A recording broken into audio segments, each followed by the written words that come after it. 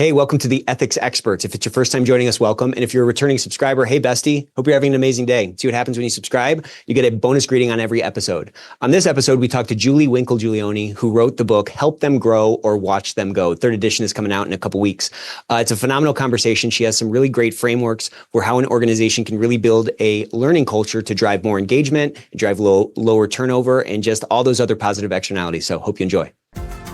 Welcome to the Ethics Experts, where we're elevating ethics and compliance and HR to the strategic level it's supposed to be.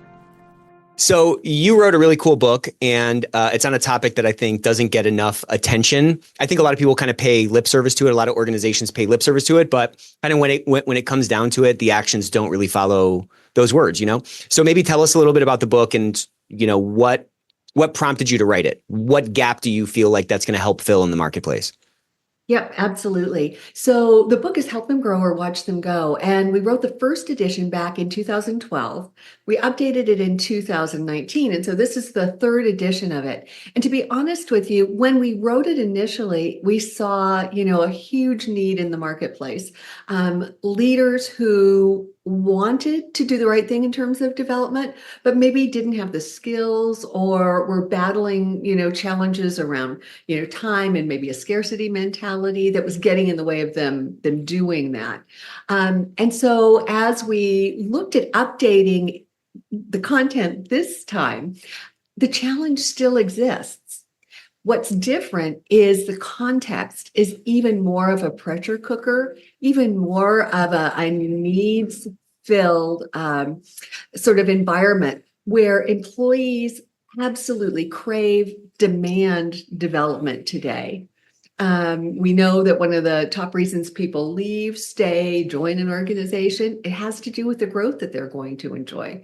And so that at its core is really what's behind Help Them Grow or Watch Them Go. So, what it sounds like you're saying is that from 2012, you saw it to be an issue. 2019, now you did the third edition. It feels like this issue is bigger. You use the word pressure cooker, meaning like this is, you were a little bit ahead of the curve, but also maybe not enough people read the book because the actions aren't sort of following it yet.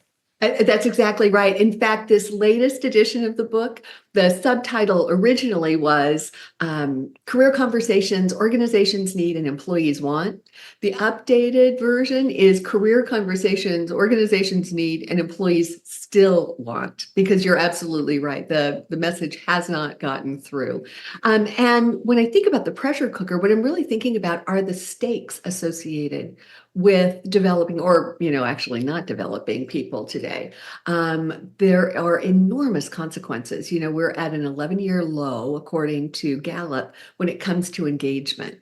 And that's bad for individuals, it's bad for organizations, and it's contributing to the kind of unwanted turnover that organizations absolutely don't need today. So what do you think's prompting this like increased demand for development from the organization that employees work at? Yeah, so I think that the increased desire, need, pressure to develop is actually coming from both sides. So organizations recognize that to remain viable, to be able to sustainably supply the services and the goods that they need to be successful, they've got to make sure that people are as skillful as possible. Right. And we look around the corner at what's coming for most businesses. There are enormous skill gaps on the part of the workforce that, if not, bridged, are going to leave some really some liability on the part of the organization. So organizations are seeing that development is critical to continuing to maintain a competitive advantage in the marketplace. Individuals are reading the tea leaves right along with the executives. They're seeing those same cues in the workplace. They're seeing that the half-life of a technical skill is shrinking dramatically. Right. They're seeing new jobs being introduced and existing jobs being dropped off the roles. And so they recognize that if they're not continuously learning, skilling up, looking around the corner and anticipating what's next, they could find themselves in a bit of an awkward spot in terms of future-proofing their careers. How has the whole COVID thing affected this? Mhm. Why don't you start with that? Yeah, I think that's a great question, Nick. When COVID hit and we were all kind of sent to our corners to think about what we had done and had to confront, kind of our mortality, a Yeah. lot of people looked at their work with a new eye, that they started thinking, when I go back, if I go back, Yeah. it's going to be because it means something. I'm going to get, make a difference. I'm going to get more out of it in terms of a sense of a purpose and Mhm. accomplishment and whatnot. And so as folks then came back, I think what we're seeing is that many workers are looking for a new kind of relationship with their work. And organizations that are succeeding today are the ones who are recognizing that, who are teasing that out, who are understanding what that relationship looks like. And for many people, at its core, that kind of engagement and meaning comes from ongoing growth. Yeah, I think that's right. And then what's coupled with that, like you said, coming back with this new lens, looking for purpose, staring your mortality right in the face. What came along with that was kind of like an exponential increase in like labor mobility. Like the cost of changing jobs has totally fallen through the floor. When my grandfather wanted to change a job, he'd have to like move towns. You know what I mean? We can change jobs just by like swapping laptops and sitting at the same kitchen table. You know what I mean? Yeah. So as that cost of changing has dropped through the floor at coinciding with this like reprioritization from the employee perspective, there's a big shuffle that I think we're just kind of maybe starting to just like that wave is just cresting. Like I don't feel like that's all behind us. Would you agree with that? I would totally agree with that. And then layer on, MasterCard did some research, and by the year 2030, 40 to 50% of us will be part of the gig economy. And so it's Wow. not just about shifting jobs in terms of, traditional formal employment. The landscape is wide open for solopreneurs, and more of us are going to be going that route as well. So let's kind of get like down into the tactics of it, because I'm just going to share some things from my business and some conversations I've had with around this topic. And I'd love some of your like advice or perspective on it. So on the one hand, I always want our company to be like a learning organization. I just feel like if we're not kind of training our people and giving them more opportunities to grow, then the odds are that they're going to leave. What's that old saying? Like, I'm going to botch this, but it's like, what if you don't train them and they stay versus like if you train them and they leave or something? I don't know. I botched that a little bit, but like it almost creates a disincentive to not, from an organization perspective, to not like offer that stuff. What I have been a little bit surprised by is like, if anybody has ever come to me and said, "Hey, Nick, can I take this course?" or "Hey, can I do this?" I've never said no. I mean, unless it's like a basket weaving course that I can't make any kind of argument that like, intersects with our business. I've just never said no to that. But I've been a little surprised at like the lack of requests from people. That's on the one hand. And then on the other hand, we have this quarter, we've tried to push out a bunch of like training options for people, like ancillary courses, different, speakers, stuff like that. And I haven't seen again the demand that I would have expected. Yeah, yeah. And kudos to you first for creating a culture that really does prioritize learning and making Well, those. we're trying to. Yeah, but you're making the opportunities available for folks. And what I'm hearing from employees more and more, even before COVID, I did some research, and managers are feeling totally time starved. They do not have, feel like in many cases they don't have the time to engage in career Mhm. development. Employees are feeling the same. They are just maxed out, and finding the time to grow, to invest in oneself, frequently gets pushed down the list of priorities. Right. And so pair that also with the reality that we are all consuming information in so many different ways today. When I was coming up in this learning and development field, it was workshops. I mean, and we went away for a week at a time and taught leaders how to lead. And over time, some of the formal mechanisms for learning have maybe taken a backseat to some of the informal ways. that we're learning. And so in many organizations, what I'm seeing is that while an employee may not sign up for the training, that doesn't mean they're not committed to their growth. They are going on YouTube, they're using ChatGPT, they're doing Udemy or whatever it might be, because there are so many different ways. And so what I've seen in organizations that are really succeeding is they're taking kind of a multimodal approach to learning. Okay. They're making those formal mechanisms available. And I make my living, doing training. So please know I am totally supportive of that. But it's just one piece of the overall puzzle. And so what are the other pieces that we can put in place that allow people to learn organically and maybe on a pull rather than a push basis to better fit the cadence of a typical employee's life? So tell me a little bit about, like, you mentioned the formal versus the informal and the push versus pull. Can you help me understand like what those different ends of the spectrum might look like?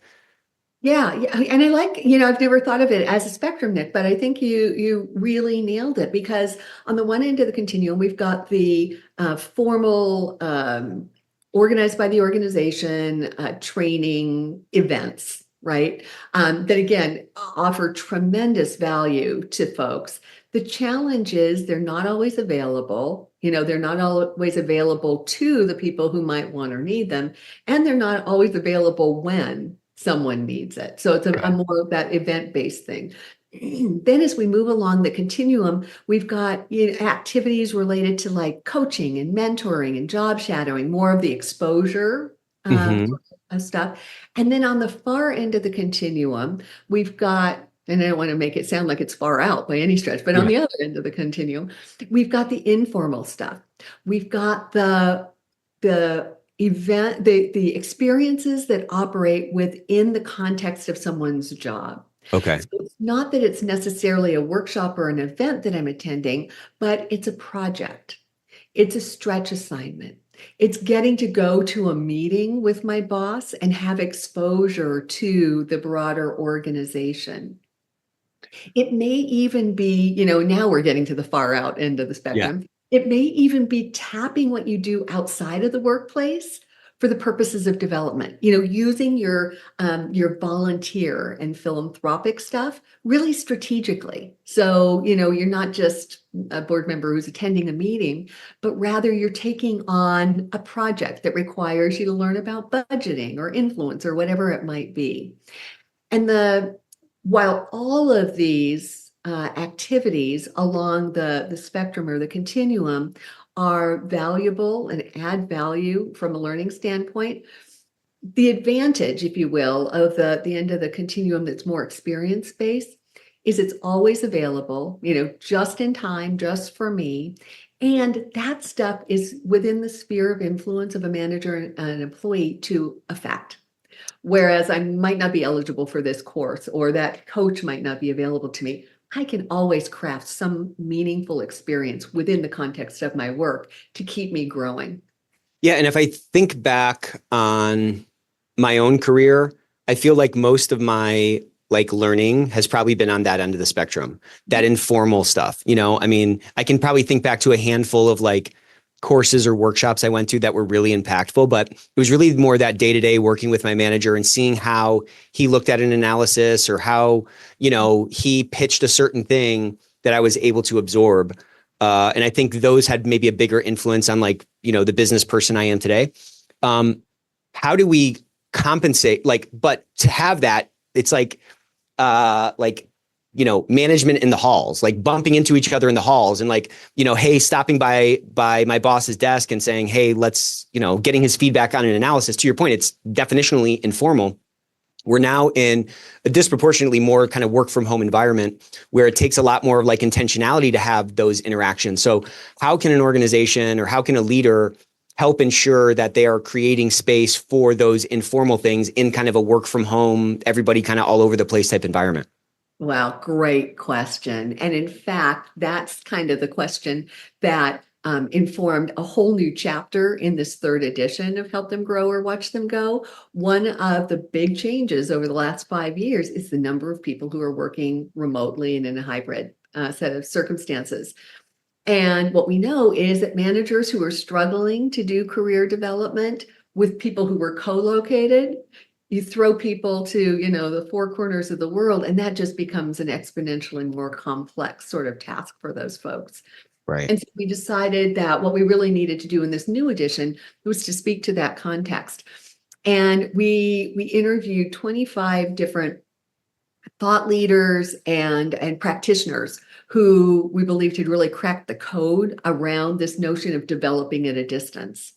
And I was so excited to kind of amass a laundry list of, 85 different things that leaders could do to make this effective. There were not any of those silver bullet activities.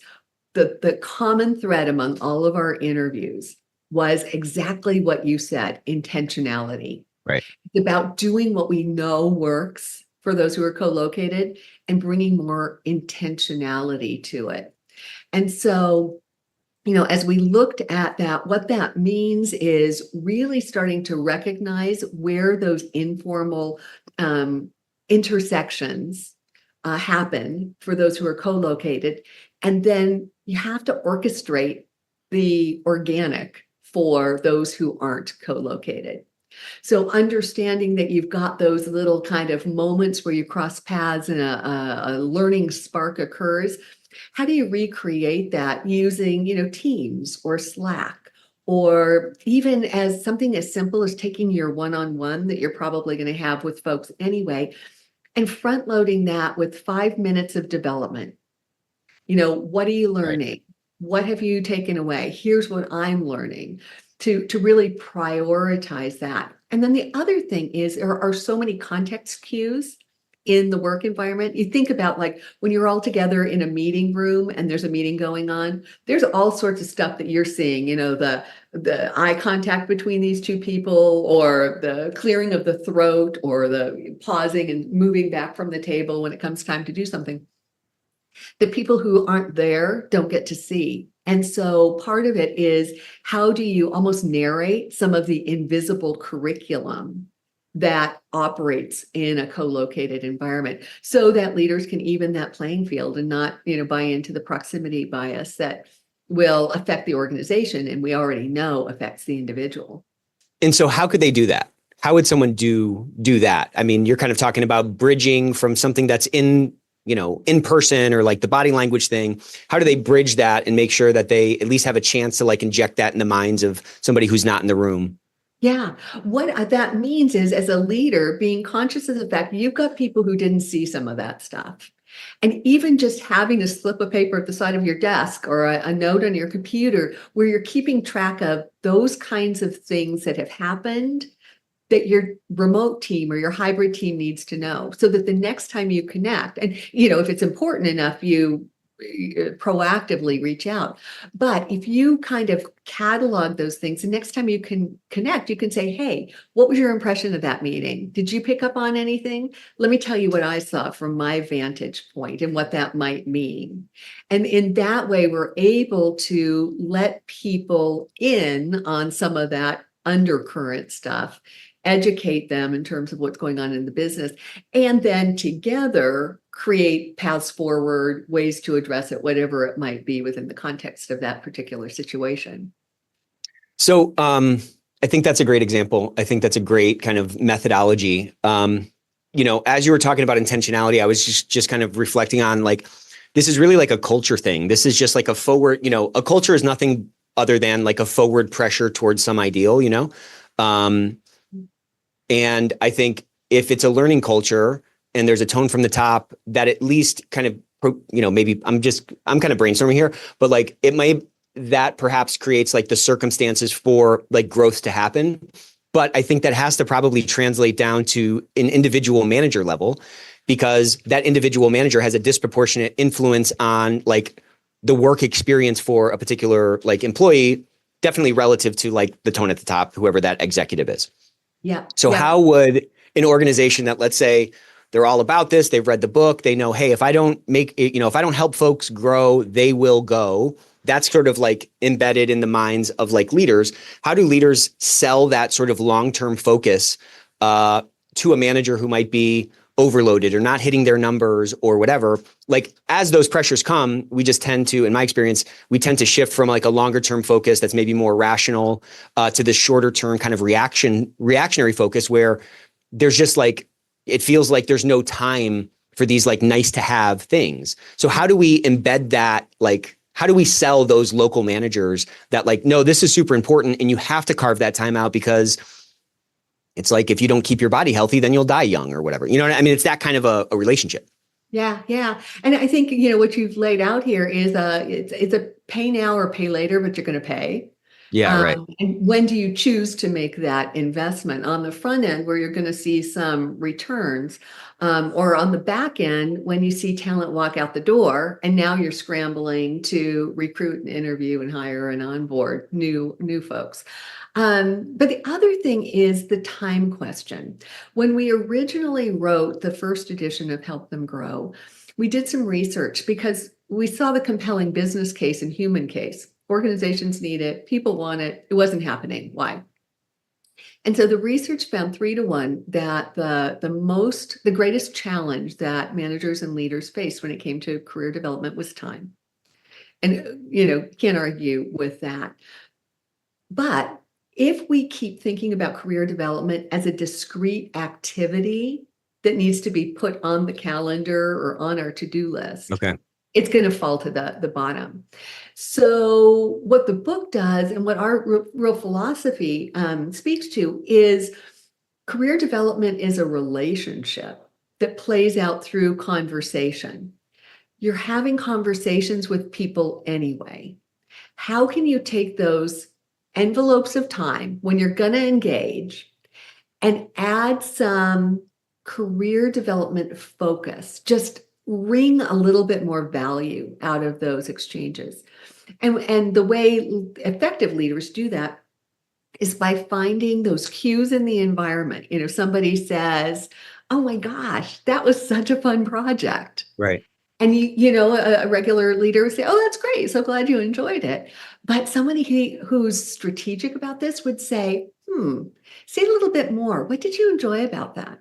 Which of your skills were most important to making that such a joyful experience? So that over time, you don't have to have that full 1 hour conversation, but over time, this thread of conversation layers information and context and builds the kind of understanding that leads toward the motivation, being able to help people to really grow. I love how you put that development is a relationship. If, it's kind of this interesting kind of dichotomy, I guess. People don't seem to have trouble developing their children, right? Like you're constantly developing them. Every opportunity, maybe I'm projecting a little bit here, but it's like every time they don't say please, every time they don't put their dishes away, you're constantly correcting those things. And it's, their development is really this accumulation of like a million like micro corrections. And so that drive is like, that drive is like wide open in that sphere of our lives. But it's like, there's definitely a different aperture on it on like the career side. Do you think it's like an ownership thing? Like I own these people, not, you know what I mean? Like these are my people and it's incumbent on me to develop them the same way that my children are mine. And it's incumbent on me to develop them. Do you think there's like a responsibility issue that we need to like turn up a little bit more so that, leaders naturally are going to engage in this like optimizing, we're all kind of wired for optimization, like that's kind of in our DNA. And we see those opportunities for optimization on things that are ours, but it's like we're almost blind to them sometimes on like employees that are entrusted to us. Yeah. That's, I think, a really insightful observation. I think from my perspective, what I'd say is this whole notion of who's responsible for development is a little bit muddy in many organizations. And Great that point. may be contributing to some of the ambiguity and the unevenness in terms of performance. For years, it was the organizations and the managers' role to develop people. And, managers felt like they had to put their people on their back and carry them across the finish line. And then the pendulum swung to the other side, where employees, you got to own your career. And absolutely, that's true too. It's almost like, there's validity to both ends of the continuum. Right. I think where folks are struggling is, where should that pendulum be? What is the right balance point? Because an individual has to own his or her own career. Yeah, right. Nobody cares more. Nobody knows more. Nobody's as invested. But individuals can't do it by themselves. They need to do it within the context of a supportive environment. And that, for most employees, looks like a manager or supervisor who demonstrates interest and respect for the growth of the individual and is there to support them. So while I think that there are some similarities in terms of just kind of the innate drive many effective developers have, that's similar, with your kids, it's just so joyful Right. to see them blossom into these, wonderful human beings. Effective developers, I think, tap that same bit of DNA when it comes to their employees. But as you said, it plays out through a different aperture, a different, methodology. Or rate or something. Yeah. Facilitative. Yeah. And I guess there's there's also this permanence thing, right? Like your kids are your kids kind of forever. An employee might be there for 6 months or 6 years. You kind of don't know. And I think sometimes people are, they're scared to sort of pour out without knowing that it's going to come back to them. You know what I mean? Yep. You mentioned earlier kind of like this fixed mindset that an organization has, that organizations might have that like prevent them from really engaging and pouring into, their employee base. Talk to me a little bit about like that fixed versus growth mindset and how you see that play out either on the organizational side and maybe, how we can, how someone who's maybe listening to this, who's, clapping and they're loving this and they're clicking the like button, how can they help, their leaders who might be inadvertently in that sort of a fixed mindset start to open up to this growth mindset that says, hey, if we don't help them grow, they're going to go. I mean, that's kind of the point, Yeah. So the way I internalize this fixed versus growth mindset relative to this topic is with regard to a leader's willingness to generously invest in the development of others without necessarily a guarantee that that's going to be returned right by that person directly. Mm-hmm. And what we see so frequently, well, it just plays out in so many different ways. As you said, managers thinking, they're not 10 years or short. They're not going to be with us that long. Who cares? Right. Or managers, as you alluded to before, who are thinking, wow, do I really want to develop this person, make them more attractive to be grabbed, and snatched down the highway or down the hallway even? Maybe it's better to just not rock the boat and keep everybody small. So I think, it plays out in a couple of different ways. And then the other way is, this whole notion of talent hoarding, which is such a scarcity mentality where it's almost the other end of the responsibility continuum where these are my people and you're not going to take them. This is my talent that I've developed. When in reality, and in fact, in the new edition, we speak to this notion, talent really needs to be viewed as an enterprise-wide resource. Because, clearly, if I invest in the development of someone, it would be great if it came back to me directly. But what if, wouldn't you rather have somebody go down to another department in your own organization? Or, even out to the competition? It's really interesting. I've told this story a few times. There's a client of mine in financial services who, a senior executive, who put together this amazing development program, brought in great talent, developed these leaders, but their pay structure was such that it was hard to keep them. And so a lot of these folks would get skilled up and be grabbed by competitors. Despite all of this, this hemorrhaging of talent, this guy was so cheerful about the whole situation. And so I finally said, John, you got to let me in on what's going on here. How are you continuing to invest like this while you see talent leave? And he said, yeah, it really bums me out, when I see that happen. But what I'm recognizing is that in the process of creating skillful executives who go elsewhere, I'm building this network of collaborators. And he talked about a project that had come to them. His organization couldn't have done it alone. his mentees organization couldn't have done it alone. They came together and closed an enormous deal. And he said, I couldn't have done that with anyone else. I couldn't have done it with someone who I didn't know had the skills, didn't know would have the skills or the loyalty, and the ethics to be able to make that happen.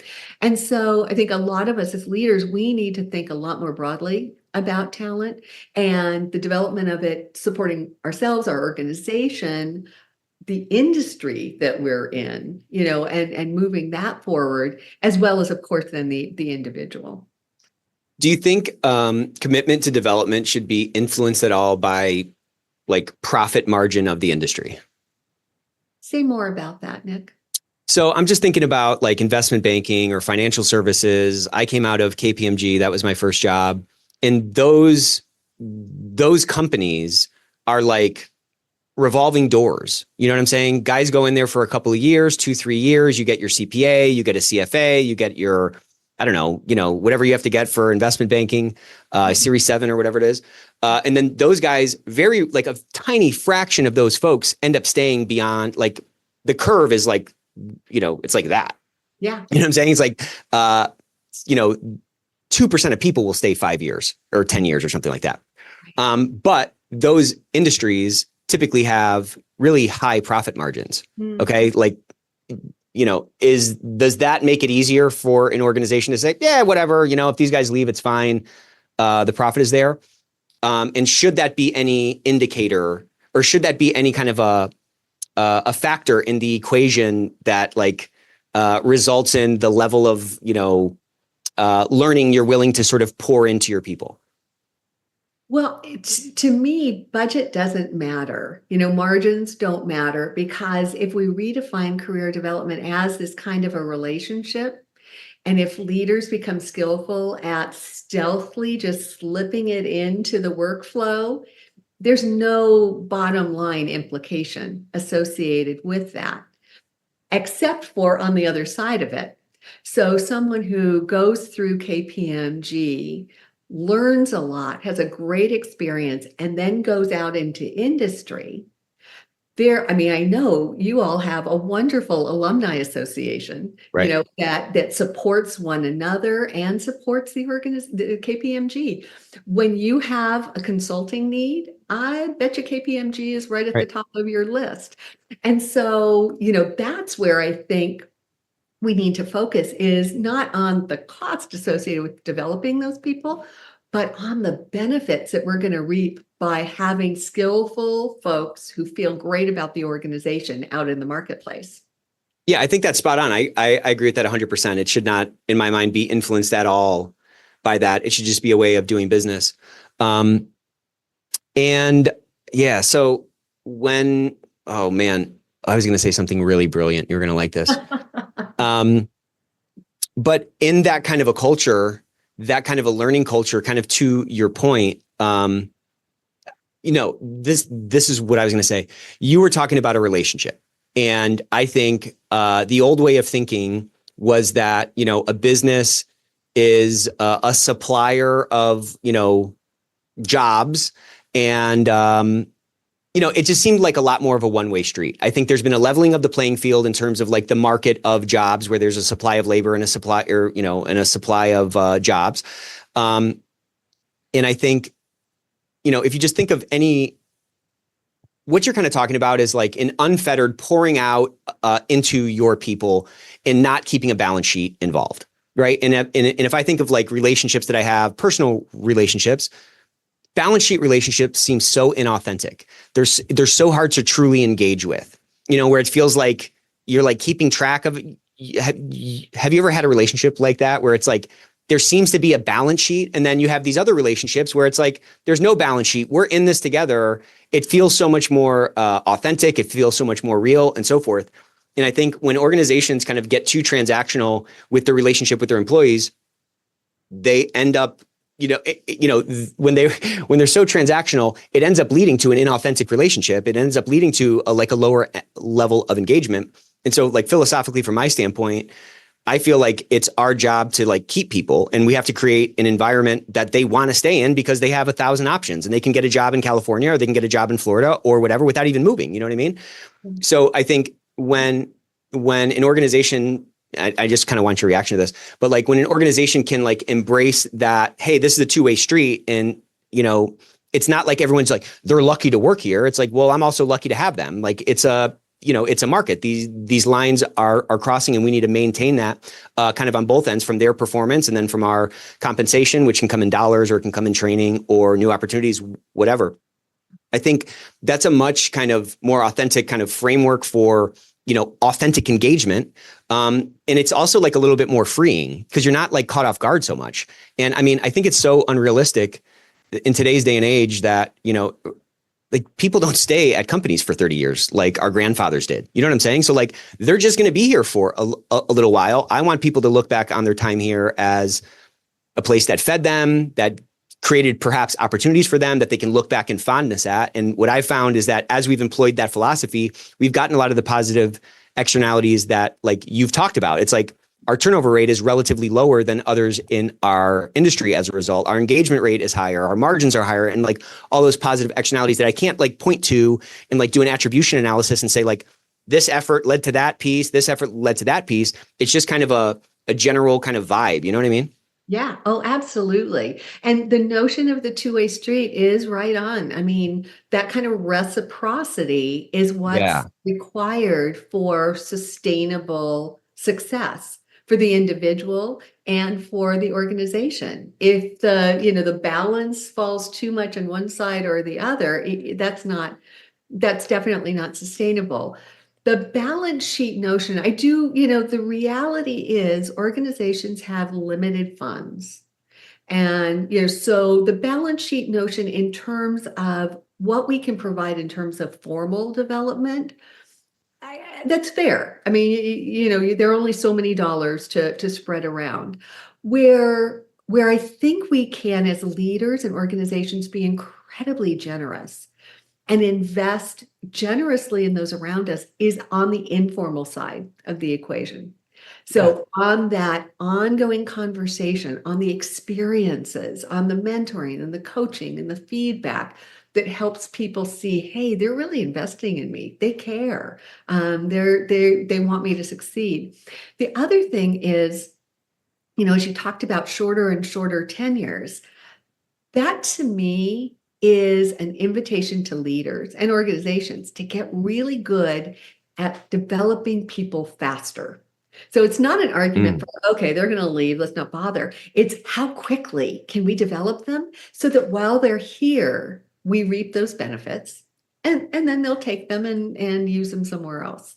Yeah. And I think that's a great idea. That's a great framework, because if you do that right out of the gate, you're sort of setting that impression, you're setting the kind of the terms of that relationship. And, when someone joins an organization, they go through this whole path, right? Like they're looking on Glassdoor, they're talking to friends, they're looking at the website, they start to meet a couple of people during the interview process, then they come on board and you're trying to figure out like what's real, what's not real. Is this a good bet for my career and all that kind of stuff?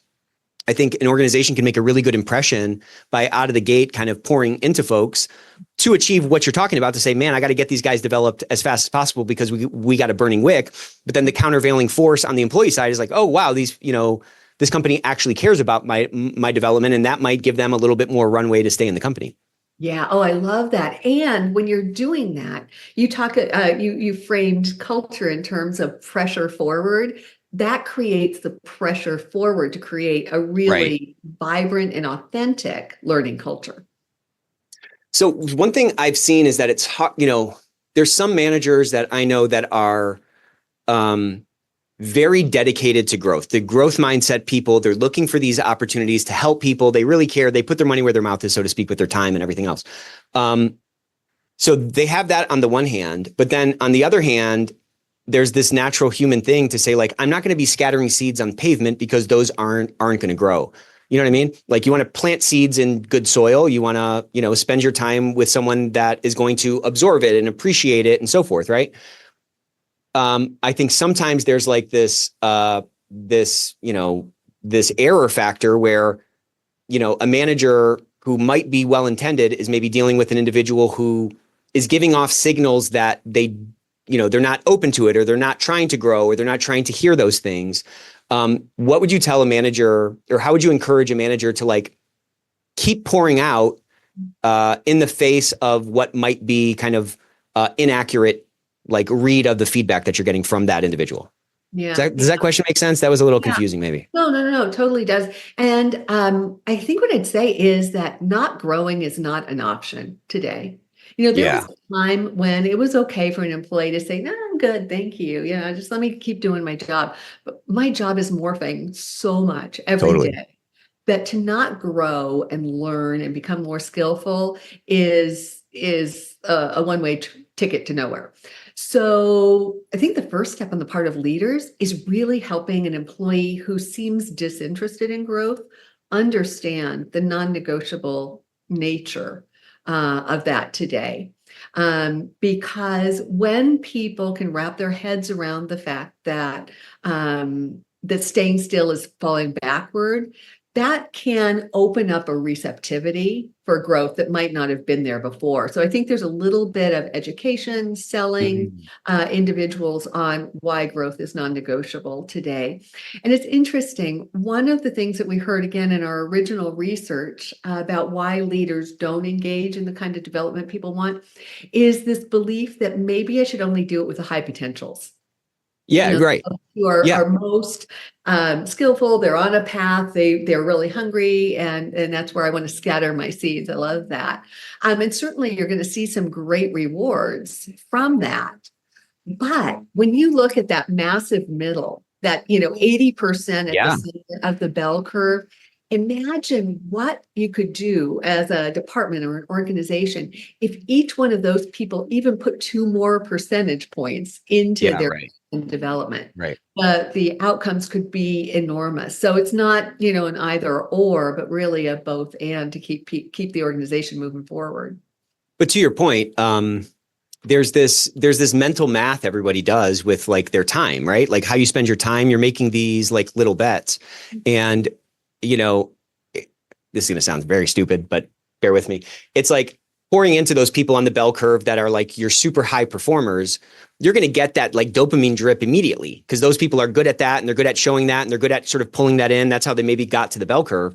But like arguably, given the shape of that bell curve, more of your time should be spent in that middle, because if you can turn somebody from a B to an A, that has a much bigger impact than changing a tiny group of A's to A pluses. Yeah, couldn't agree more. It makes an enormous difference to individuals, to your department, and to the organization as a whole. And I guess, the other thing to think about is this investment of time. Again, if you're going to define career development as these big events, then that investment looks different than that ongoing conversation. So it's not an incremental increase of tremendous effort, really, to provide that opportunity to dialogue around development to everybody across the board. Which is very empowering. It's like, if you want to start affecting this topic, if you want to start changing things, to your point, it's not like, all right, I have to hire a whole learning and development team. It's really just making small tweaks at the individual interaction level. That's where the real leverage is going to come, because kind of what you described is kind of a lifestyle. Like a healthy lifestyle is not just like once a year I go to the gym for a day. It's like, no, every day I'm eating healthy and every day I'm walking and doing these little things that, to your point, stack up over time and really start to compound. I love that lifestyle. I frequently talk about it like brushing your teeth. Yeah, exactly. Don't just do it really, really great one time a year and hope that right before the dentist, right? Yeah, that's right. You're brushing your teeth every day, just dripping. It's almost like a time-released formula or a lifestyle. So I have one more question for you, because we're getting toward the end here. What advice would you give to an employee who's at maybe a company they like, but because it's remote or because their manager's overloaded, or maybe their manager has maybe a little bit more of a fixed mindset, to use our terminology from this conversation? How can they create more opportunities for those, informal interactions where, as we said, really a ton of that development really comes from? Yeah, so frequently managers and leaders don't engage in development because they don't know how.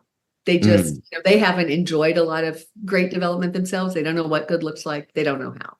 So if someone is not getting the development that they need, it's incumbent upon them to ask for it.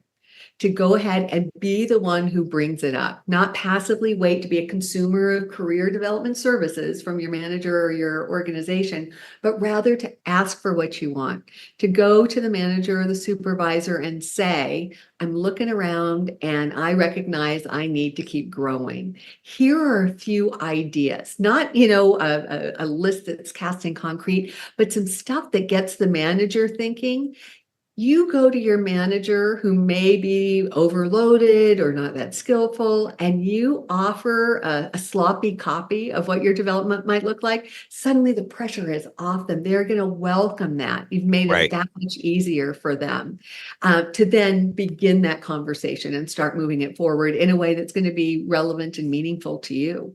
I mean, what we're kind of talking about at some level is just like a high agency approach to growth and learning, whether it's from the organization side or from the employee side. It's like, how are we going to create these opportunities to, develop people or get developed, and that takes a kind of a high agency confidence to come to your boss and say, like, here are some ideas on how I can develop. But to your point, if you're not doing that, if you're not grabbing the steering wheel of your life, then you're sitting in the passenger seat or maybe the back seat, and that car's just going to kind of go where it goes. And so back to what you were saying, it is kind of a two-way street. It is this sort of relationship, and it takes kind of things on both sides. I can't control how an employee is going to react to our culture or to my intentions. They can't control the learning opportunities that I'm willing to pay for. But I think if both have that kind of high agency growth mentality where we're trying to grow and we're trying to get better, then the odds of, those intersection points occurring at a higher rate are going to be a lot higher. I love that, because the high agency leads to high growth, leads to high engagement, leads to high results. So there's Right. really something in it for everyone to bring that kind of agency to the table. This was so fun. Where can people find you? Where can they find your book? Where can they find you? I'd love to add your book to our library. We give away books like Mad Men over here. But tell us where we can get in contact. Thank you. I can be found at juliewinklegiulioni.com. I'm sure that's a mouthful, so I'm sure that'll be in the show notes. But it is phonetic.